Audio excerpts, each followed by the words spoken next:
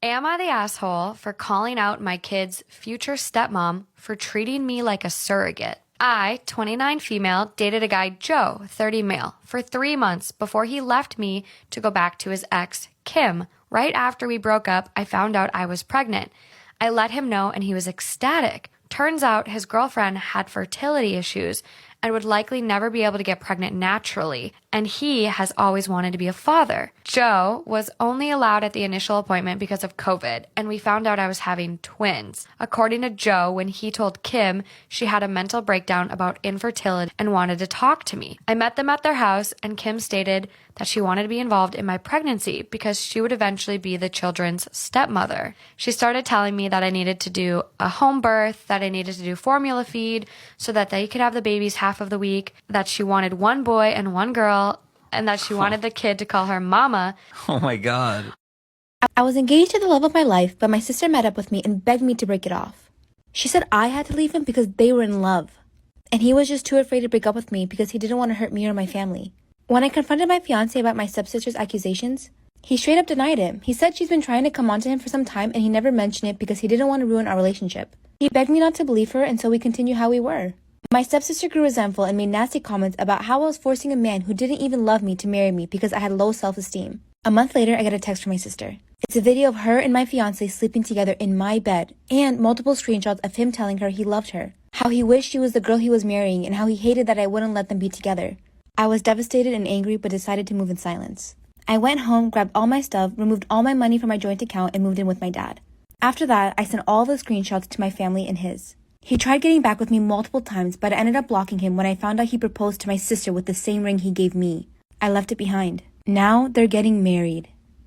This is why you should be extremely careful when someone offers to buy you a drink. I went to a punk show in LA with my brother and his best friend. The band I wanted to see wasn't playing yet, so I hit the bar to go grab a drink. That's when this really cute guy approached me and started talking to me. We got to talking and we were vibing for a while. After about 30 minutes, he asked if I wanted to get a beer and I said sure. I watched him buy it and open it right in front of me. He said he was getting hot and asked if I wanted to go outside and get some air with him. I politely said no because I didn't know if they would let us back in, but he kept insisting. At this point, I had drank half my beer and I was ready to go meet back up with my brother. I let him know and I got up, but that's when I started feeling really weird. As I was looking for my brother, I started to get really dizzy. That's when I felt someone's hand on my shoulder. I clumsily looked around to check and it was the guy from the bar. That's when he said, "I told you we need to get some air. Let's go to my car." At this point, my body felt so weak, I could barely stand. It was hard to think, let alone reply. That's when he put his arm under my shoulder and was carrying me towards the exit. As we were getting closer to the exit, a deep panic started to set in my stomach. I couldn't talk or walk, but I could still see and hear everything around me. Right before we reached the exit, something amazing happened.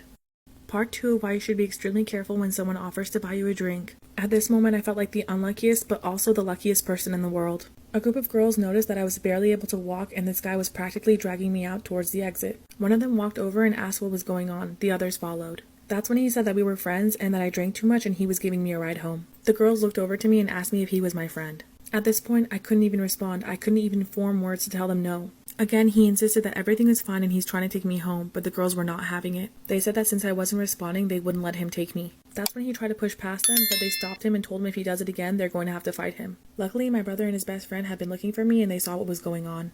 The group of girls told my brother everything that was happening. My brother told the girls to watch me, and him and his friend dragged the guy outside instead. My brother taught him a lesson that he'll never forget outside and then came back for me. Since we were 30 blocks from home and I couldn't walk, my brother and his friend put me in a shopping cart and took me home. We never got to see the band that we went there for, but I made it home safe and that's all that matters. I just want to quickly say thank you for coming back to listen to part 4. So she actually messaged me to ask me for her deposit back. God knows why, because everyone knows that my deposits are non-refundable. It also states that on my page. They are also 100% non-refundable, especially if you are the one who has cancelled on the day of the appointment. In fact, 15 minutes after you were supposed to come to your appointment. I politely explained to her that they were non-refundable and we left it at that. A couple of days later, she messaged me on Instagram and she said, "Hi, I don't know if you remember me." Yes, darling, I remember you. I definitely do. And she asked me if she could book another appointment with me using the same deposit. I kindly told her no. I mean, am I wrong for wanting to turn her down? Am I also wrong for asking for her to pay another deposit or a cancellation fee? Clients that show up without an appointment. Ding dong. Appointments only? Am I the asshole for refusing to attend an apology dinner after my mother-in-law called me a bad mother at my son's funeral? I lost my son to congenital heart disease, and he did not survive the open heart surgery at the age of 1 year and 6 months. Mother-in-law and I were in constant conflict. Things always been bad between us, but in those months, we reached our limit. She kept getting involved in my son's treatment and criticized every decision I made, claiming I didn't know how to handle my son's illness. We went low contact, but she kept causing issues occasionally. My husband was torn between our son's illness and his mother's issues. When my son passed away, she came to the funeral and caused a scene by arguing with me, knowing I had no energy for it. Oh my gosh. She used the fact that everyone was there so she could say it was my fault my son was born sick and I didn't take care of him properly, and that I was the one who took their grandchild away from them and caused them heartache. She then loudly called me a bad mother. I had no idea how I kept my composure. Story time of how my best friend got so weirdly obsessed with me that she even plotted to kill my boyfriend. So at the time, me and this girl, let's just call her Olivia, had only been friends for about 2 years. I mean, we really did everything together. We were with each other 24/7, and I mean, we were pretty good friends. But the only thing about our friendship is she did not like when I had other friends. I mean, she didn't have any other friends herself, but literally she would joke around about strangling my other friends because she didn't like when I gave my attention to anyone else. But honestly, I just thought of it as a joke. And then I started dating this guy, let's just name him Jacob. He was probably the sweetest guy I had ever met, and he was a real simp for me. So we started dating, and about 4 or 5 months go by, and he started getting these texts from a random number. And it would always be cringy things like leave her or you die, get away from her, and like stupid cringy threats. Then one night, me and him were just hanging out. Then he gets a text with his exact address saying he had till tonight to leave me, or he wouldn't see another day. Then we hear a knock at the door. I'm running out of time, like for part 2. What the hell? Stop saying that. What the hell? What the hell? What the hell? Stop. What the hell? What the hell?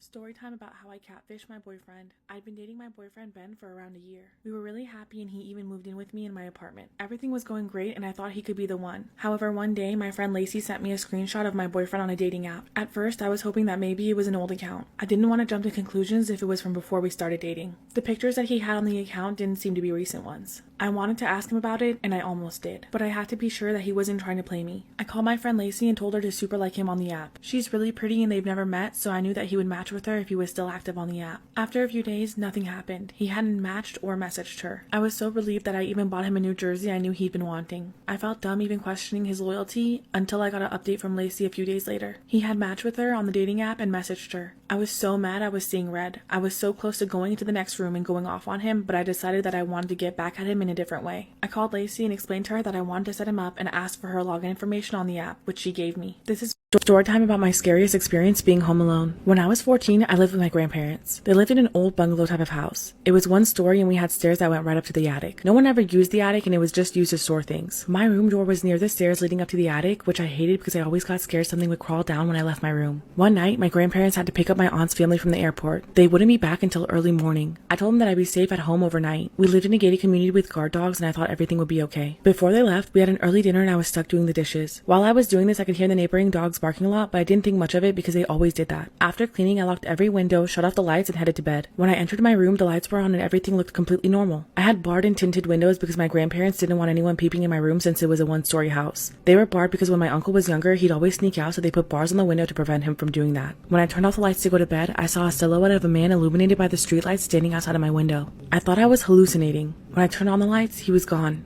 When I turned them off, he was there. Crazy story time about how my sister and I found out that we were hooking up with the same guy. So I was a freshman, my sister was a sophomore, and there was this really cute guy in her grade that I liked. But I could never find a way to talk to him because we weren't in the same grade and had none of the same classes. And my sister and I were not close at all. Like, we didn't tell each other shit, we didn't really talk to each other or anything.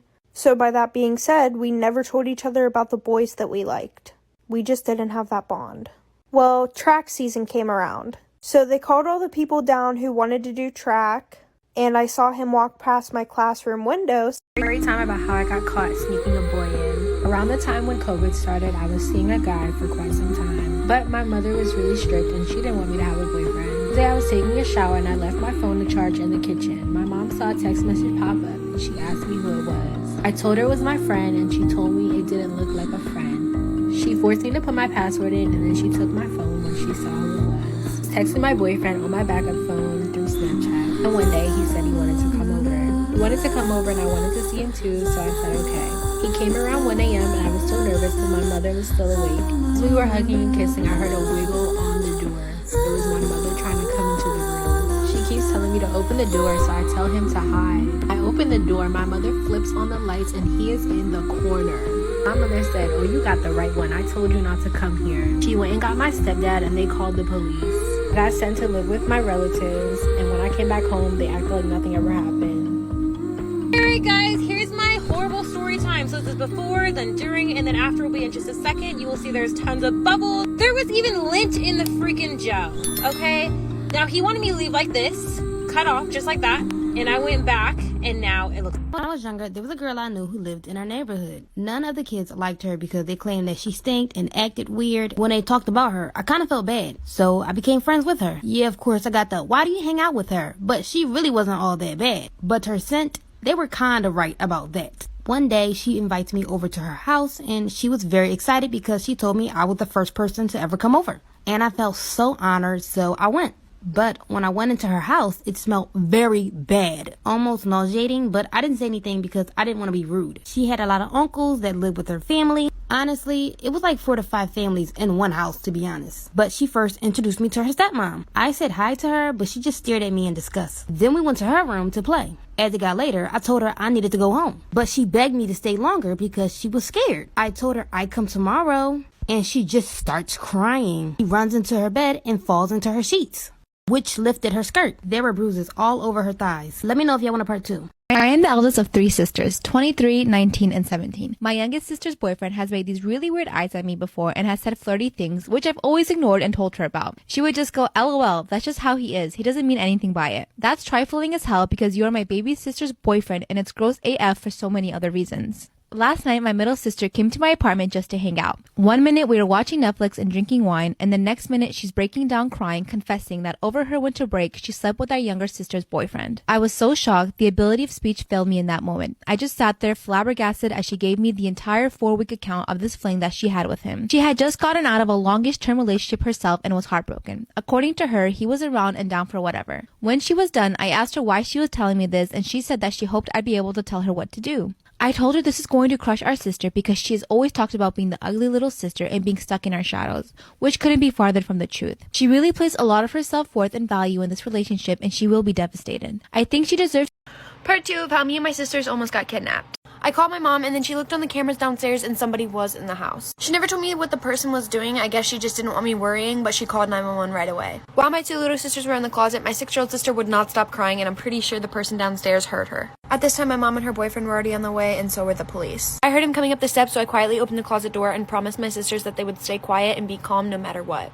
I didn't know what he was here for, so I hid in the side of the bed in front of the closet so that he would get to me before he got to the girls. I heard him just rummaging through stuff and stuff breaking. Then a couple minutes later, I hear the police sirens. Right as I hear the police sirens, I hear our bedroom windows smash. While trying to stay as calm as I can, 3 policemen bust down the door.